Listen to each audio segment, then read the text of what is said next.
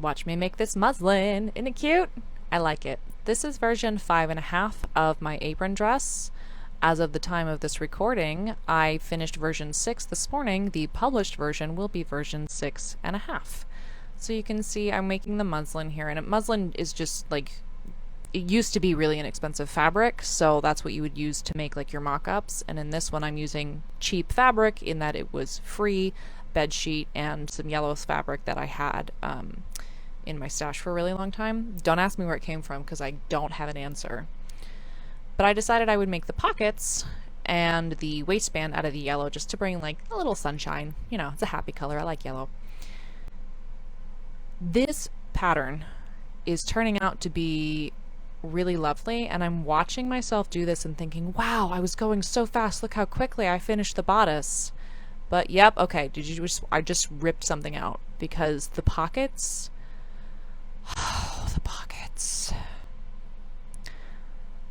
I messed up the pockets because I wanted to get fancy and put them on the front piece instead of on the back piece because I thought that it would work and it would be better. It was not better. It was far, far worse because I could not access the pockets. Yes, here's the part where I'm figuring out that I was super wrong in my planning, and this is this right here. This is why we make a muslin. We do not skip this step. It can be a wearable muslin like this one is, right? I fully intend to wear this and have worn it a couple times since finishing it, but we don't skip this step.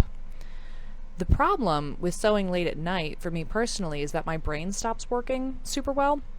So I figured that out and then ripped everything out, took a break, came back later in the night when my son had gone to sleep, and I actually ripped them and then restitched them in the same spot, and then I had to rip them out again. See, here it's starting to work. I figured it out. Nope, just kidding. It was wrong for the third time.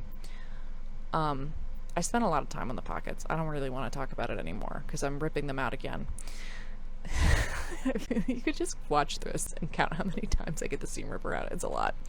And then this is fixing the other really big mistake with this version, which was forgetting the waistband existed vertically in my calculations. So fixing that, but that's okay. That was actually a really easy fix because I just basted everything up out of the way.